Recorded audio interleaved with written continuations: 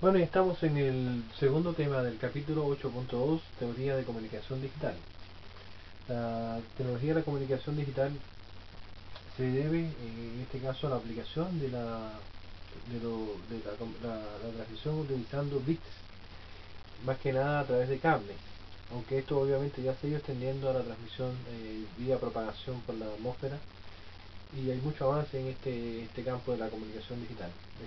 La comunicación digital se ha visto eh, ha tenido gran aplicación también en la industria, y básicamente debido a que en la industria se utilizan cables y no se confía tanto en la atmósfera, vamos a hablar más que nada en la transmisión a través de cables. Uno de los temas que no hemos conversado acá es que cualquier tipo de transmisión que uno utilice se enfrenta a un fenómeno aleatorio denominado ruido.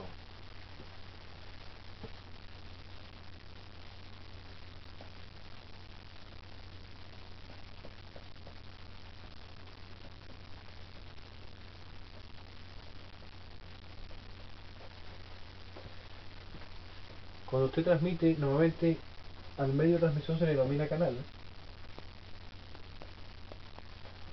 y las señales viajan a través de él desde el transmisor y hacia el receptor.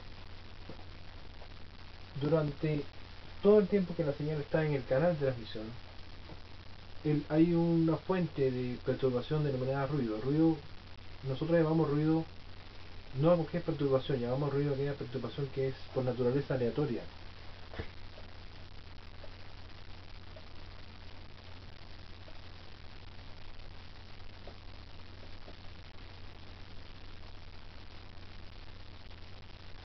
También existe otro tipo de perturbación a las señales que afectan a las señales, de la cual tenemos mayor información porque conocemos de dónde proviene esa perturbación. Por ejemplo, en la industria se da el caso de que el funcionamiento de los motores pueden provocar interferencias, pueden perturbar, generando ondas de 60 Hz, o de acuerdo al tipo de frecuencia que están utilizando los motores, pueden mezclarse con las señales de datos que transportan información utilizando bits, y provocan igual perturbaciones que son difíciles de eliminar en el receptor.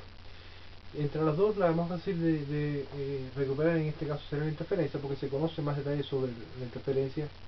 Y por ejemplo, si usted supiese de que hay un motor cerca y está generando problemas, usted podría, digamos, alejar el tendido del área donde está funcionando el motor, o aislar el motor, provocarle un chasis con conexión a tierra. En el caso del ruido es más difícil de contrarrestar, porque el ruido se debe al uso mismo del medio de transmisión que esté utilizando. En el caso de los cables, cuando está utilizando corriente eléctrica, el movimiento aleatorio de los electrones provoca oscilaciones indeseadas que pueden hacer que una señal que parte acá, por ejemplo un bit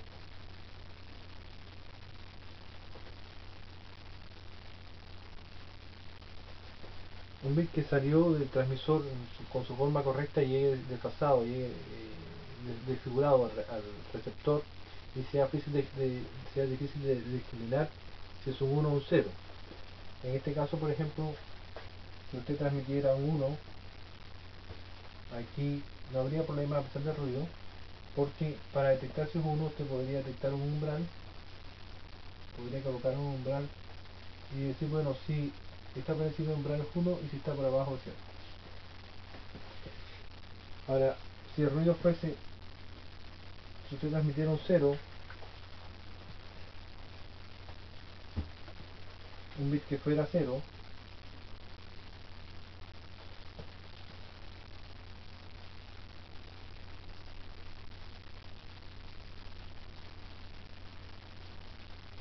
también podría ser que el umbral diga, bueno, está por abajo del umbral, por lo tanto es 0.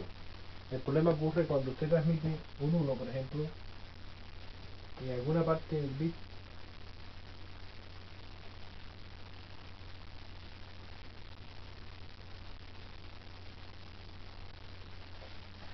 la señal cae por debajo del umbral de detección, en esta área, por ejemplo. Entonces la pregunta es, ¿qué fue lo que se recibió, un 1 o un 0? Este ruido del que estamos hablando es un ruido aditivo, o sea, se agrega, es un voltaje de ruido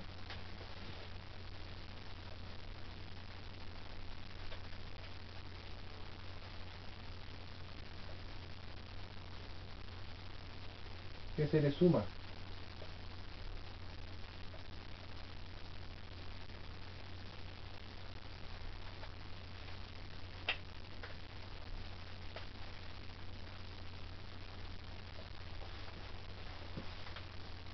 A la señal útil.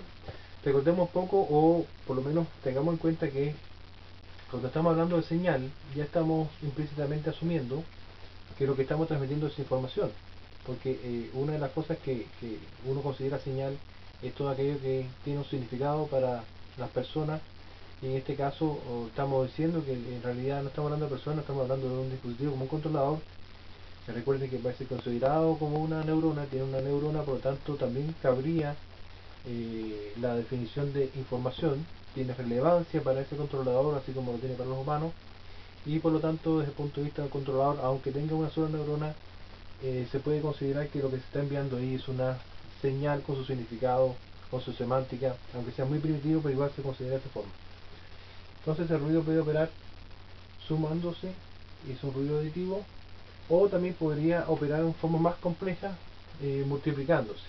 En el caso de un ruido multiplicativo todavía es mucho más complicado eh, de controlar sus efectos. A veces lo que se hace es, en vez de transmitir los bits en forma de niveles de voltaje, puede ser que usted considere transmitir formas diferentes de bits. Puede transmitir bits que con 5 volts transmitan un 1 y con menos 5 volts transmitan un 0. De esa forma se evita el hecho de que un bit que vaya en 0 sea afectado por el ruido, porque el ruido en realidad no es tan potente, pero sí, cuando afecta, a veces puede afectar imprevistamente y puede echar a perder de una cantidad de bits, puede echar a perder uno, digamos. Por ejemplo, en el caso de los cables de redes, se sabe que la probabilidad de que un bit se afecte es de 1 en 1.000.000.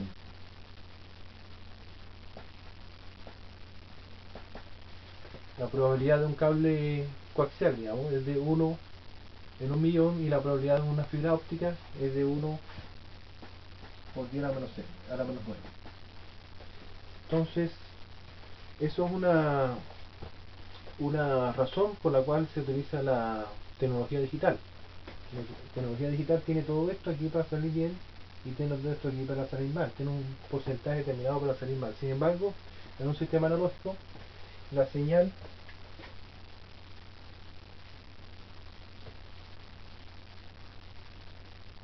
puede sufrir una alteración acá,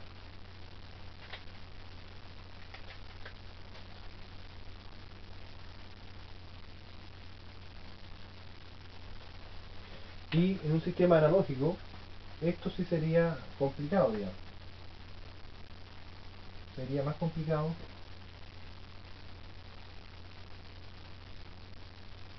porque tenemos la tendencia en un sistema analógico a considerar que cada punto de datos de acá, cada punto que se está transmitiendo de la señal, es información. Por lo tanto, una pequeña variación de ruido acá puede provocar que el controlador responda intentando controlar algo que no se debe al funcionamiento del proceso, sino que es un ente aleatorio que se introdujo en la señal. Entonces, en este caso, los sistemas digitales tienen una muy buena inmunidad frente al ruido, aunque obviamente no son totalmente inmunes. El precio que uno paga por utilizar este sistema más inmune al ruido, ya lo hemos conocido. Se incurre en un error a propósito, digamos, se incurre en un error de resolución, se pierde resolución. Sin embargo, a medida que usted utiliza mayores cantidades de bits, conversores a edad de mayor cantidad de bits, ese error va disminuyendo hasta el punto en que podemos considerar que puede ser despreciable para la mayor parte de los procesos. Pongamos el caso de un conversor de 16 bits.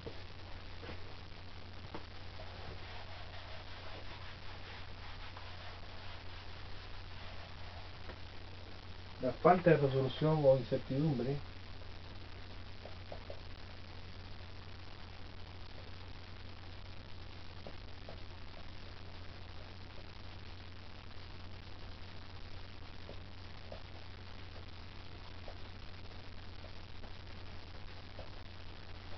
la podemos calcular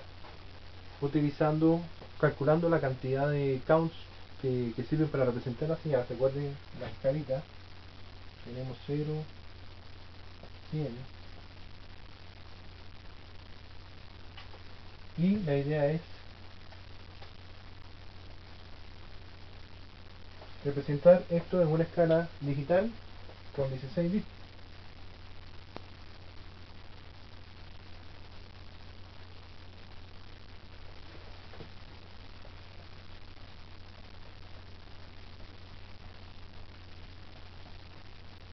Esto nos da una cantidad de intervalos igual a 2 a la n menos 1, y eso es igual a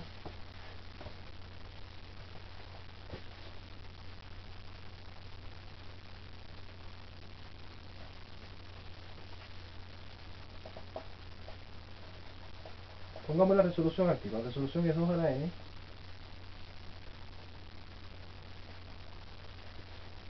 65.536 counts en total, y esto lo vamos a usar para representar el 100% de la señal. Por lo tanto podemos calcular un porcentaje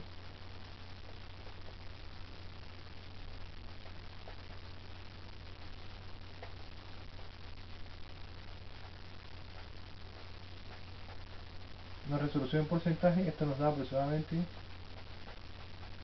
0,00053% de resolución. O sea que cuando usted tiene una medición,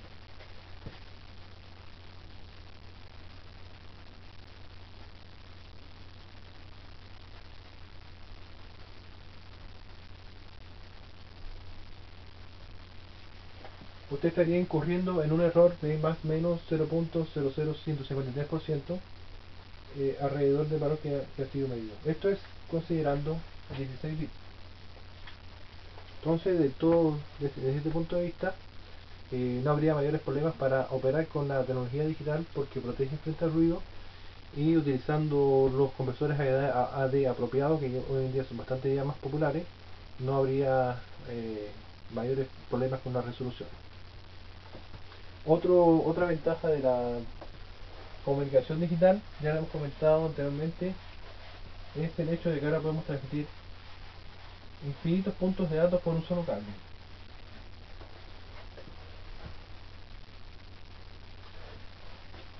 El único problema en este caso es que si queremos ser ahorrativo tendríamos que utilizar una comunicación serial en lugar de una comunicación paralela. Si usted fuera a transmitir utilizando un conversor AD en forma paralela, debiera utilizar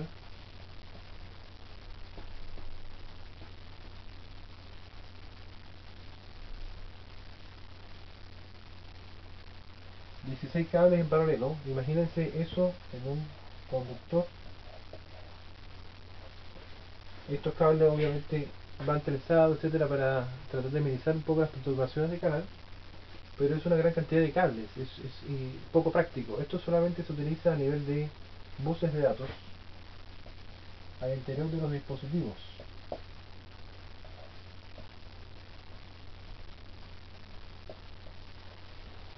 Es muy conveniente, es muy rápido, es casi instantáneo, porque observen ustedes que cuando usted haga la conversión a count, tendría una palabra, por ejemplo, 0001.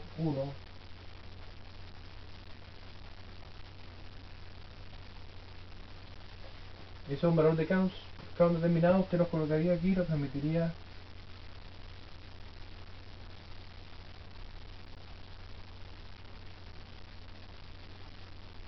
en la duración de un bit. Usted ya tendría la información enviada. O sea que si usted está muestreando un proceso,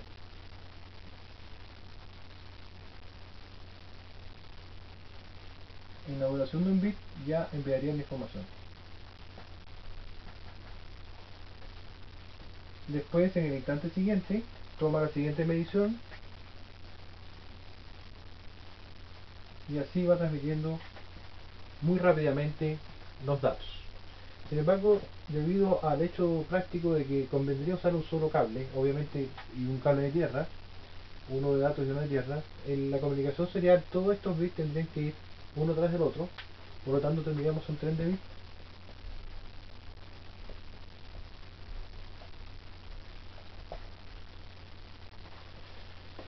Y ven ustedes que si fuéramos a transmitir utilizando 12 bits, este tren sería un poquito menor, digamos.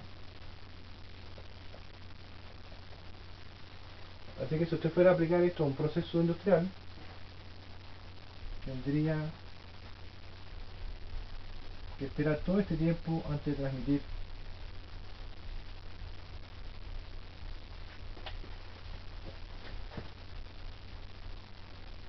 12 por el periodo de muestreo. Eso es lo que tiene que esperar entre una muestra y la siguiente. El tiempo este se considera tiempo muerto, ya lo hemos conversado anteriormente.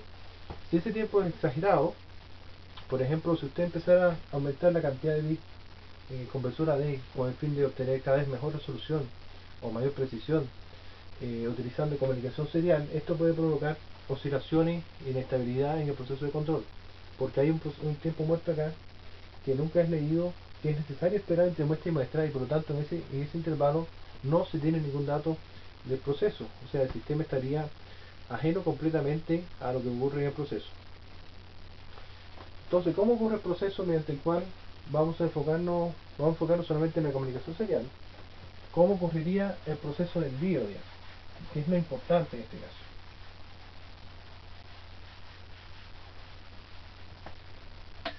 El proceso de envío de la información requiere que usted indique el comienzo y el final, porque debido a que esto es una secuencia, digamos, de esta forma usted sabría entre tantos bits cuál corresponde a la primera medición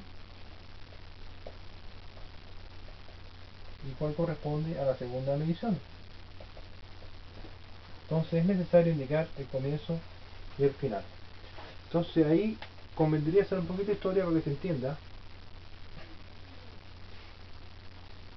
cómo ha ocurrido esto. Los primeros sistemas, que fueron los de telegrafía, enviaban todo esto a través de un solo cable, eran seriales y utilizaban un código para cada número o palabra. Se tomaba el alfabeto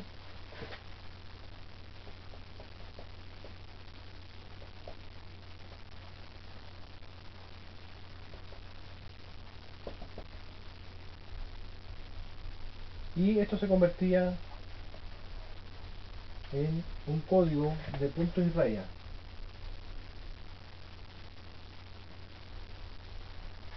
Cada uno de estos códigos obviamente representando un carácter. Esto también es un sistema digital, porque la raya puede ser considerado 0 y el punto puede ser considerado 1. Entonces uno de los primeros sistemas de comunicación digital fue la telegrafía. Para separar una palabra de la otra, un operador que era el que generaba estos mensajes codificados debía hacer una pausa entre un carácter y el siguiente.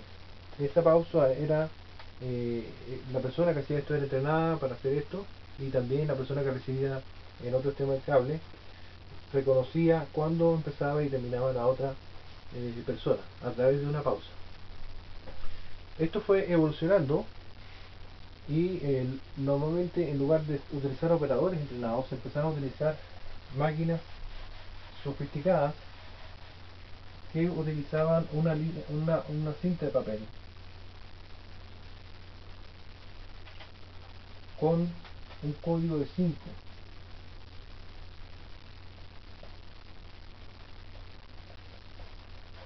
Podemos decir que ese código de 5 era el equivalente a usar 5 bits para transmitir.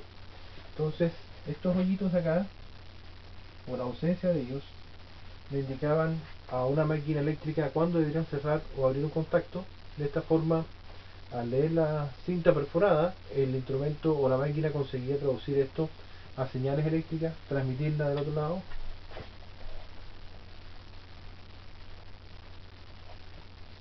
o a través del aire, y en el otro extremo se producía el efecto contrario.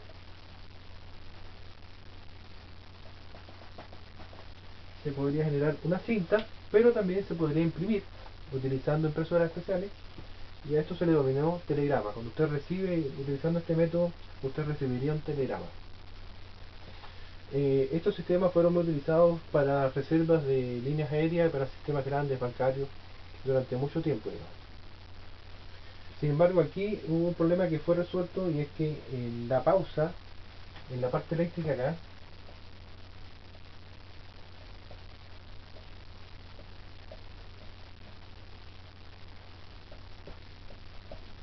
la pausa que antes hacía el operario humano no era posible, no era reconocida por el equipo receptor, era complicado hacer una pausa y esperar a que el receptor la entendiera.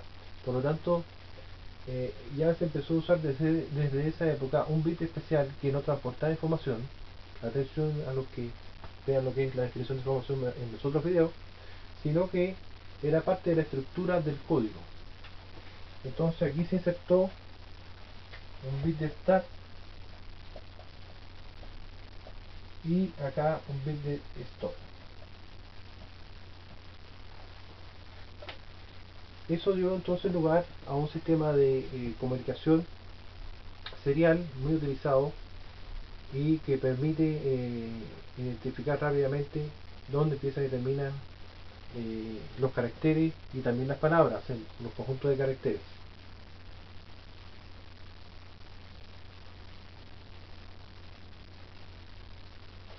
El efecto que esto produce se denomina sincronización.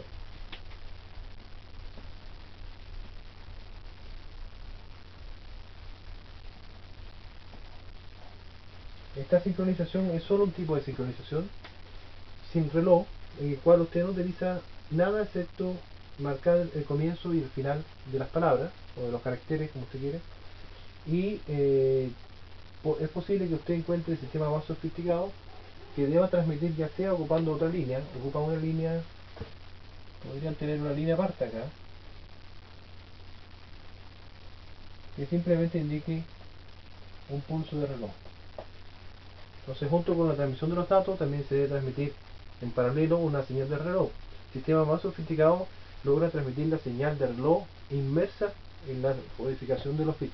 Por lo tanto, el tema siguiente que nos preocupa es el tema 8.22, que tiene que ver con la codificación física de los bits. Vamos a saber en este caso realmente qué es un bit.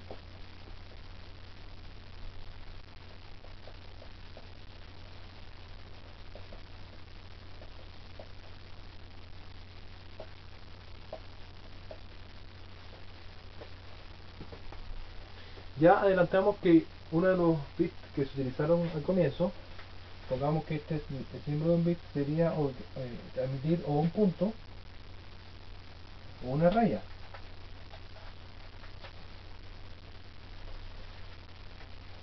Este tipo de codificación de bits físico fue ocupado en telegrafía.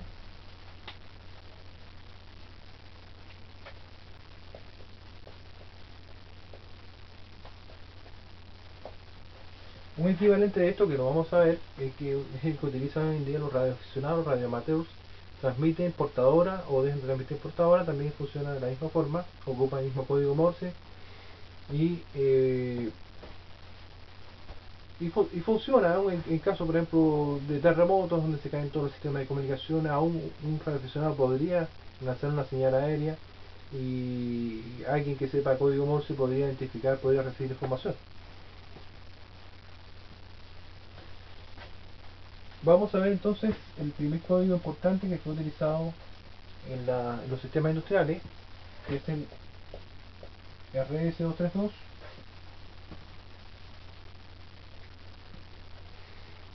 anteriormente llamado, o sea, hoy en día se denomina EIA 232, antes llamado RS-232, pero ya la gente lo llama como RS-232. Aquí es muy simple. Si usted quiere transmitir un voltaje de 1, quiere transmitir un bit en 1, utiliza menos 3 volts. Entonces el bit en 1 se convierte en un voltaje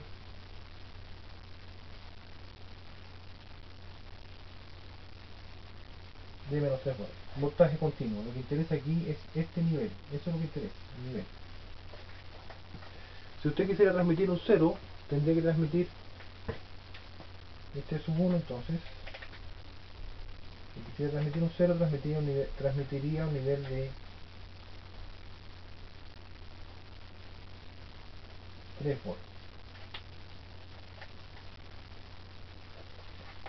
Entonces está más o menos claro que aquí lo que interesa es este voltaje de acá. Recuerden que ese voltaje puede ser afectado por ruido. Este código se denomina MRZ y ese que se utiliza entonces en el estándar serial archiconocido por todos.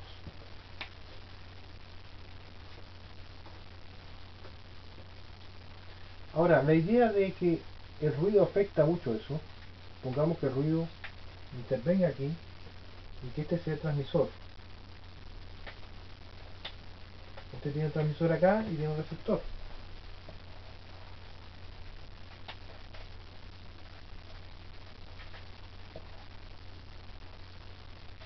Es probable que se hubiera transmitido esto.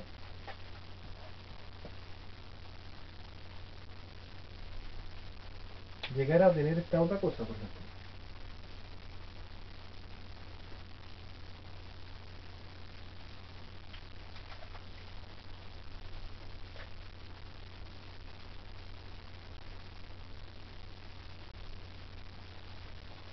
Estoy exagerando un poco, pero observen ustedes que el hecho del ruido ser aleatorio puede provocar cualquier efecto en la señal.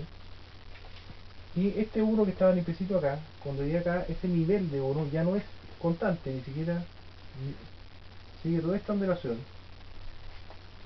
Y acá el umbral que se utiliza para detectar, para decidir si lo que llega es un 0 o 1, estaría en el valor 0.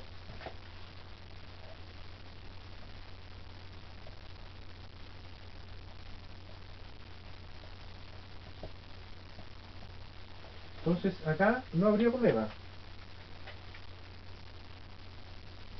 Este 1 llega y la mayor parte del tiempo parece un 1. Y este 0 aparentemente tampoco tendría problema.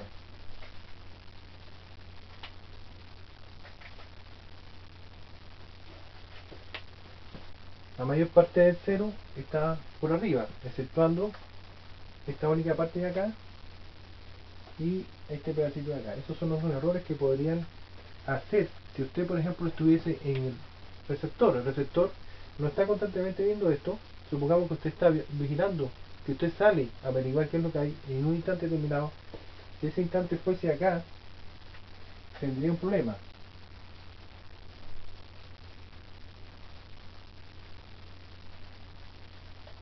Ahí probablemente se confunda y daría eso como un 1 en lugar de un 0. Por lo tanto, este sistema es complicado porque descansa en la interpretación de un nivel y el nivel es afectado adversamente por el ruido.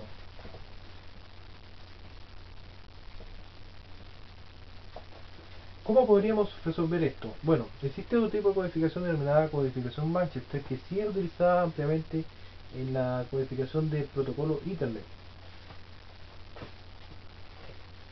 En el caso de la codificación Manchester, lo que se utiliza para codificar